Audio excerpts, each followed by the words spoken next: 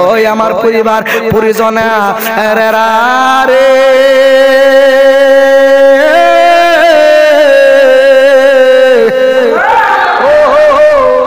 পরিবার পরিজনার রে, ও আমার পরিবার পরিজনেরা রে, আমি তো এই রাস্তার মধ্যে বসে থাকি, তোমরা আমাকে এখানে একটা করে ঘর বানিয়ে দাও, যেন আমি এই করে ঘরের মধ্যে থাকতে পারি, যেন আমার আল্লাহ রাসূল সাল্লাল্লাহু আলাইহি সাল্লামের সাথে দুই দিক বাসবার দেখা হয়। এই আমার যুবক ভাইরা রে, আজকের জুমার দিনে মুসল্লি বাবাজিরা গো, ও আমার বাবাজিরা রে,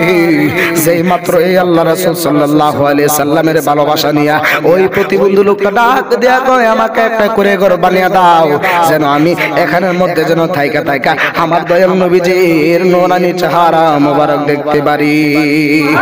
আর একটু জোরে বলেন না সুবহানাল্লাহ। একটা জবান বন্ধ রাখবেন না, আওয়াজ করে মহব্বতে বলবেন না সুবহানাল্লাহ। এরে আমার আজকের জুমার দিনের মুসল্লি বাবাজিরা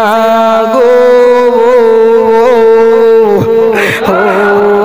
আমার আজকের মুসল্লি বাবাজিরা গো, যেই মাত্র এই লোকটাকে যখন একটা করে ঘর বানায়া দিল রে, ওই লোকটা ওই মদিনার রাস্তা মসজিদের নববীর রাস্তার পাশে ওই লোকটা থাকতে শুরু করলো।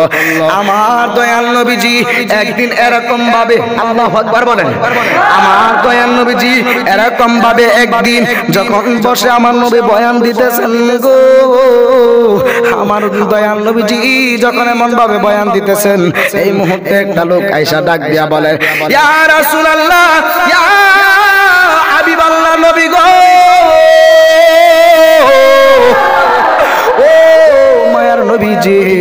ইয়া রাসূলুল্লাহ, ইয়া হাবিবাল্লাহ, দয়াল নবী গো, আপনি মদিনা আপনি মসজিদে নববীতে যাইতে রাস্তার পাশে আপনি যে প্রতিবন্ধী লোকটাকে দৈনিক সালাম দিতেন, ওই লোকটা আজকে ইন্তেকাল করেছে। আমার নবী এই কথাটা শোনার পরে গো, এই কথা শোনার পরে আমার দয়াল নবী যে বসা থেকে উঠে গেলেন, সমস্ত সাহাবায়ে কেরামরা বসা থেকে উঠে গেলেন, বসা থেকে দাঁড়ায়া ডাক দেয়া কয় তুমি কি বলো? এবার এই লোকটা ডাক দেয়া কয় ইয়া রাসূলুল্লাহ, ইয়া হাবিবাল্লাহ নবী গো, ওই আমার দয়াল নবীজি, ও মায়ের নবী গো, ওই আপনার আশিক মারা গিয়েছে।